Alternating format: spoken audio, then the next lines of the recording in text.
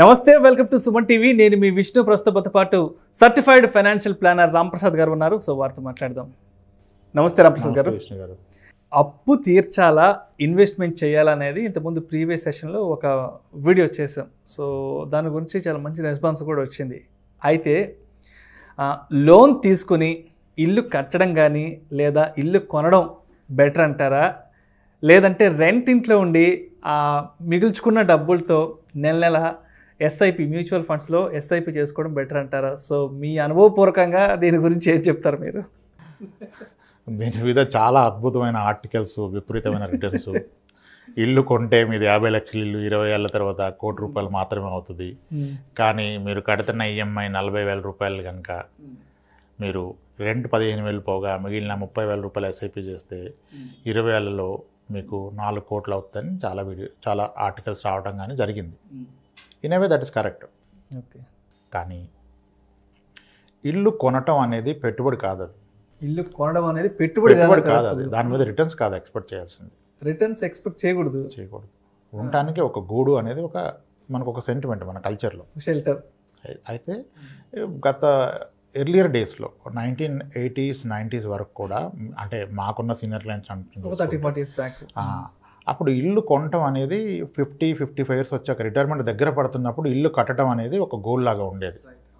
50 ఏళ్ళు పైబడిన వ్యక్తి మాత్రమే ఇల్లు కట్టే ఆలోచన వచ్చేది. లేదంటే వాళ్ళ పేరెంట్స్ ఇస్తే ఇల్లు ఉండేది, కానీ ఇల్లు కట్టే ప్రయత్నం చేసేవాళ్ళు కారు.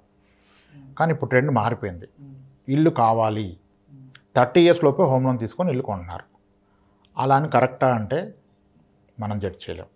ఇప్పుడు నాకు కొంతమంది క్లయింట్స్ ఫోన్ చేస్తారు, చేయగానే సార్ మీ ఏజ్ ఎంత అని అడుగుతాం. 34 ఇయర్స్ అంటారు.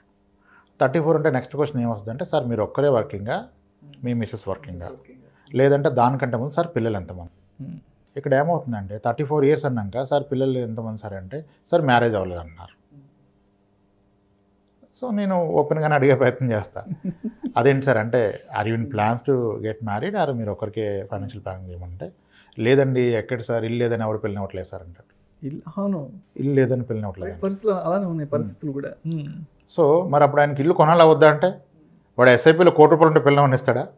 నెలకి 1 లక్షలు కదా. ఎస్ఐపీలు ఎంత పెడుతున్నావు ఏంటి చూడరు, ఫిజికల్ గా బయటకి ఇల్లు కనిపిస్తుందా లేదా? అది ఆయనకు అవసరం. అది ఆయన ఖచ్చితంగా ఇల్లు కొనాలి. ఇప్పుడు ఇల్లు లేకనే మ్యారేజ్ పోస్ట్పోన్ అయింది. ఆ స్టేజ్కి వచ్చారు. సిచ్యువేషన్స్ అలా ఉన్నాయి, ఇంకా ఉన్నాయి, ఇంకా వేరేలా కూడా రకరకాలుగా కనిపిస్తుంటాయి. సార్ మాకు ఇంత శాలరీ లేదని మాకు మ్యారేజ్ అవ్వట్లేదు సార్ అంటారు. సో అన్నీ ఎవరి ఛాలెంజెస్ వాళ్ళవి. సో ఇల్లు కొనాలా అనేది దాన్ని ఓన్లీ మానిటరీ వాల్యూలో చూడొద్దు, ఎమోషనల్గా కూడా దానికంటూ ఒక వాల్యూ ఉంటుంది. ఇప్పుడు మీ తల్లిగారు ప్లస్ మీ వైఫ్ ఇద్దరు ఇల్లు కొనమని పట్టుపడితే మీకు ఆప్షన్ లేదు, కొనాల్సిందే. మీరు ₹1 కోటి కూడబెడితే వాళ్ళు హ్యాపీగా ఉంటారండి, మీ సొంత ఇల్లు ఉందన్న ఫీలింగ్లో ఉంటారు. ఇప్పుడు ఒక ఎమోషన్ మీరు అర్థం చేసుకోండి. ఒక రెంట్ హౌస్లో ఉన్నప్పుడు ఇంటిని ఎలా పెట్టుకుంటాం, ఓన్ హౌస్లో ఉంటే ఎలా పెట్టుకుంటాం? 6 ఏళ్ళుగా రెంట్ కొంటున్నాడు ఒక ఇంట్లో, అదే ఇల్లు ఆయన కొనగానే అన్ని రిపేర్స్ అయిపోతాయి, ప్రతి కార్నర్ నీట్గా పెట్టుకుంటాడు. ఎందుకు? అది ఓన్ హౌస్ అన్న ఫీలింగ్. రెంటెడ్ హౌస్లో ఆ సాటిస్ఫాక్షన్ ఉండదు వాళ్ళకి. చాలామంది పెద్దవాళ్ళు కూడా చెప్తుంటారు, సొంత ఇల్లు అనేది ఉంటే మనం తిన్నా తినకపోయినా ఎవరు అడగరు, రెంట్ ఇంట్లో ఉంటే అన్నిటికీ మనం రెస్పాన్సిబుల్గా ఉండాలి, సమాధానం చెప్తుండాలి. రెగ్యులర్గా వింటుంటాం. కోవిడ్ టైంలో కొన్ని ఛాలెంజెస్ టైంలో చాలా ఛాలెంజెస్ చూసి, సొంత ఇల్లు ఉంటే ఒకలా కంఫర్ట్ అని ఇవన్నీ వచ్చాయి. కానీ అలా కాదు. ఇల్లు కొనాలా వద్దా అంటే, ఇల్లు కొనడం వల్ల నేను లైఫ్లో ఇంకేమైనా మిస్ అయిపోతానా, ఇల్లు కొనడం వల్ల అనేది ఆలోచించుకోవాలి. ఇల్లు కొనటం వల్ల మీరు లైఫ్లో పెద్దగా అచీవ్ చేసిన ఏమన్నా మిస్ అవుతారంటే మేబీ మీరు పోస్ట్పోన్ చేయాలి.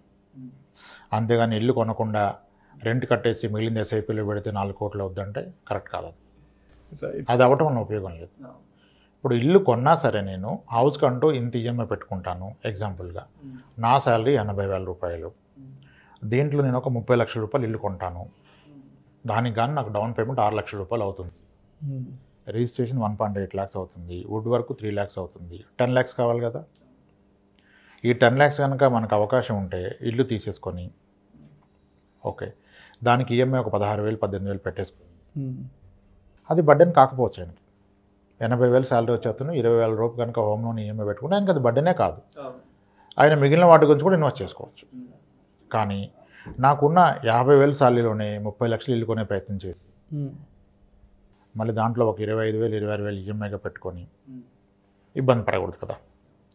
మీరు ఇల్లు కొనటం వలన ఇబ్బంది పడరు, మీ ఫైనాన్షియల్గా బర్డెన్ అవ్వదు, ఇల్లు కొని దాని ఈఎంఐ కడుతూ కూడా పిల్లలకి ప్రాపర్ ఎడ్యుకేషన్ ఇవ్వగలుగుతారు, మీ రిటైర్మెంట్ గోల్కి సరిపడా మనీ కూడా ఇన్వెస్ట్ చేయగలుగుతారు ఎస్ఐపి ద్వారా లేదా పిఎఫ్ ద్వారా వాటెవర్ ఏదో ఒక సాధనం ద్వారా, అంటే డెఫినెట్గా ఇల్లు కొనుక్కోవచ్చు. కానీ ఇల్లు కొనకుండా ఉండటం వల్ల వెల్త్ క్రియేట్ చేస్తానంటే అది కరెక్ట్ కాదు. ఇల్లు కొనకుండా 4 కోట్లు నేను క్రియేట్ చేస్తానంటే కరెక్ట్ కాదు. సో డెఫినెట్గా ఒక వ్యక్తిగా మీ బాధ్యత ఏంటి, మీ ఫ్యామిలీని కూడా మీరు సంతృప్తిపరచాలి. వాళ్ళు ఎంతో మదన పడుతూ బాధపడుతూ మన పక్క వాళ్ళంతా కొనుక్కున్నారు మనం కొనుక్కోలేకపోయామని, మీరు మాత్రం నేను ఎస్ఐపి చేసేస్తున్నాను నెలకు 30,000, 20 ఏళ్ళలో నా దగ్గర 4 కోట్లు ఉంటుంది అనుకుంటే 20 ఏళ్ళ తర్వాత ఉంటుందంటే కరెక్ట్ కాదు. కానీ కొందరికి ఆ రియలైజేషన్ ఉంది. నాకు ఒక క్లయింట్ ఉన్నారు, ఆయనకున్న ప్రెజర్ ఏంటంటే ప్రతి సాఫ్ట్వేర్ ఎంప్లాయ్ ప్రతి వీకెండ్ సాటర్డే మార్నింగ్ వాళ్ళ అమ్మగారు ఆయన వైఫ్ ఇద్దరు కలిసి మంచి బ్రేక్ఫాస్ట్ పెట్టేసి మీరు వెళ్ళి మంచి ఇల్లు చూడండి పంపించేస్తారు అని ఇంట్లో కూర్చునేవారు. ఆయనకి ఇల్లు కొనాలంటే ఆయనకి ఎందుకో భయపడుతున్నారు, మంచి శాలరీ కానీ ఆయన కొనడం ఆయన కంఫర్ట్ లేదు అని చాలా ఇబ్బంది పడుతున్నారు. ప్రతి వీకెండ్ బయటకు వెళ్తున్నారు, తిరుగుతున్నారు, వస్తున్నారు, ఆయన ఏదో ఒక రీజన్తో దాన్ని డిలే చేస్తున్నారు, వద్దనుకుంటున్నారు, కారణాలు చెప్పుకున్నారు. యాక్చువల్గా ఆయన మనసులో ఫీలింగ్ ఏంటంటే ఆయన ఎస్ఐపి ఎప్పటి నుంచో చేస్తున్నారు, ముందుగా వేరే దగ్గర చేసేవాళ్ళు, తర్వాత మన దగ్గర స్టార్ట్ చేశారు.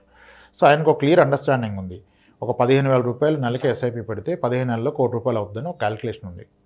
ఆయన దాని కొరకు 6 కోట్లు టార్గెట్ చేసుకుని 90,000 ఎస్ఐపి చేసే ప్రయత్నం ఆయన ఎప్పటి నుంచో చేస్తున్నారు. 90,000 ఇప్పుడు చేస్తున్నారు. 90,000 ఇనిషియల్గా 30,000 ఉండేది, దాన్ని పెంచుతూ అక్కడ తీసుకొచ్చారు. ఆయన అండర్స్టాండింగ్ ఏంటంటే నేనున్న ప్రొఫెషన్లో ఆయన వయసు ఆల్రెడీ 38 ఏళ్ళు. సో బియాండ్ పాయింట్ నాకు 55 ఏళ్ళు వచ్చాకైతే జాబ్ ఉండదు, నాకు 55 ఏళ్ళు వచ్చిన నాటికి నా పిల్లలు కూడా హైయర్ ఎడ్యుకేషన్కి వచ్చేస్తున్నారు, నా జాబ్ పోతుంది, పిల్లల హైయర్ ఎడ్యుకేషన్ నేను మనీ అరేంజ్ కష్టం అవుతుంది. కాబట్టి ఇప్పుడు మళ్ళీ అతనికి ఏంటి, అతని కజిన్స్ వాళ్ళ ఓన్ బ్రదర్ కానీ సిస్టర్ కానీ మంచి ఇల్లు కొన్నారు, 80 లక్షల పైన ఇల్లు కొన్నారు. ఇప్పుడు ఈయన ఇల్లు కొంటే ఖచ్చితంగా 80 లక్షల పైన ఇల్లు కొనాలి వాళ్ళ మదర్ కోరిక మేరకు. ఇప్పుడు ఆయన 80-90 లక్షలు ఇల్లు కొంటే దాని రిజిస్ట్రేషను డౌన్ పేమెంట్లు ఇంచుమించుగా 25 నుంచి 30 లక్షలు పోతుంది. అది పోయినా మళ్ళీ ఆయన ఒక 65-70 లక్షలు లోన్ తీసుకోవాలి. 70 లక్షల రూపాయలు లోన్ తీసుకున్న పక్షంలో దాని ఈఎంఐ 60,000 పైన వస్తుంది. ఈ రాబోయే 20 ఏళ్ల పాటు 60,000 కడితే ఇంకా గోల్స్ అన్నీ మిస్ అయిపోతారు. అతను క్యాలిక్యులేషన్ ఆయన చేసుకున్నారు, ఆయన ఒక సరైన నిర్ణయం తీసుకున్నారు. అది నాకు చెప్పారు. నేను సార్ మీరు తీసుకున్నప్పుడు ఫస్ట్ మీ ఫ్యామిలీ మెంబర్స్ని కన్విన్స్ చేయండి, వాళ్ళ క్లారిటీ ఏంటి. వాళ్ళు కనుక ఓకే అండి మనం ఇల్లు కొనకపోయినా పర్వాలేదు, మీ ప్లాన్ నచ్చింది అన్న కన్విక్షన్ వస్తే మీరు కొనకుండా ఉండండి. కానీ వాళ్ళు లేదు మాకు అది వద్దు అంటే మీరు కొనాల్సిందే, మీకు ఆప్షన్ లేదన్నాను. బట్ లక్కీలీ అతను వాళ్ళ వైఫ్ని మదర్ని ఇద్దరిని కన్విన్స్ చేయగలిగారు, చెప్పారు. ఆయన రీజన్ చెప్పారు, ఫస్ట్ మీరు ఫ్యామిలీతో ముందు ఓపెన్ అప్ అవ్వాలి. మీ బెస్ట్ అడ్వైజర్ మీ లైఫ్ పార్ట్నర్ అవుతారు, ఫైనాన్షియల్ అడ్వైజరు. మనం అనుకుంటాం వాళ్ళకి ఏమీ తెలియదని, మీరు కనుక కూర్చొని మాట్లాడి వాళ్ళకి అర్థమయ్యే విధంగా సబ్జెక్ట్ చెప్తే వాళ్ళే మీకు చెప్తారు సరైన నిర్ణయం. ఇప్పుడు మీరు ఎంతవరకు నాతో చెప్తున్నారు, నాకు జాబ్ వద్దన్న భయం ఉందండి, బియాండ్ పాయింట్ పని చేయలేము, ఇవన్నీ చెప్పి నాతో చెప్తున్నారు. ఇది ఒకసారి మీ మిస్సెస్తో మీరు డిస్కస్ చేయండి. 60,000 రూపాయలు ఎస్ఐపి చేస్తున్నాం, ఆల్రెడీ 45,000 చేస్తున్నారు ఆ రోజు. దీన్ని స్లోలీ నేను 90,000కి తీసుకెళ్తే మనకి ఒక 12-13 ఇయర్స్లో మన దగ్గర ఒక 5 కోట్ల రూపాయలు మనీ ఉంటుంది. దాన్ని ఎస్డబ్ల్యూపీలో కన్వర్ట్ చేస్తే పర్ మంత్ మనకు 2.5 lakhs పెన్షన్ స్టార్ట్ అవుతుంది. సో అందువల్ల మనకి జీవితంలో ఎటువంటి ఇబ్బంది ఉండదు. కావాలంటే అప్పుడు మనం కొనుక్కుందాం ఒక 1 crore తీసి, మనకు నచ్చిన దగ్గర రిటైర్ అయ్యాక మన ప్రయారిటీస్ మారిపోతాయి కదా. ఇప్పుడే సెంట్రల్ హైదరాబాద్ నుంచి అవుట్స్కట్స్కి వెళ్ళిపోతుంది, మొత్తం మూవ్ అయిపోతున్నారు. అలా ప్లాన్ చేసుకుందామని మీరు చెప్పండి సార్ అన్నాను. ఆయన చెప్పారు, వాళ్ళు ఒప్పుకున్నారు. Now is happy. రెండుకున్నారు, ఆయన అనుకున్న ఫ్లాట్లో రెండుకున్నారు. ఇప్పుడు హ్యాపీగా ఎస్ఐపి అక్లిమెంట్ చేస్తున్నారు. అంటే మీ ఫ్యామిలీని మీరు కన్విన్స్ చేసి, సొసైటీ గురించి కాదు, మీ ఫ్యామిలీ అంతా కంఫర్ట్ ఉంటే మీరు ఇల్లు కొనాల్సిన అవసరం లేదు. కానీ వాళ్ళు కంఫర్ట్ లేకుండా ఇఫ్ దే ఆర్ స్ట్రగ్లింగ్, మేము సొసైటీలో చెప్పుకోలేకపోతున్నాం మనకు ఉండాలంటే మీరు కొనాల్సిందే. సార్ ఇది ఒక అంటే వాళ్ళ పర్సనల్ నిర్ణయం అండి, దీంట్లో మనం ఇంటర్వ్యూని అవ్వలేము.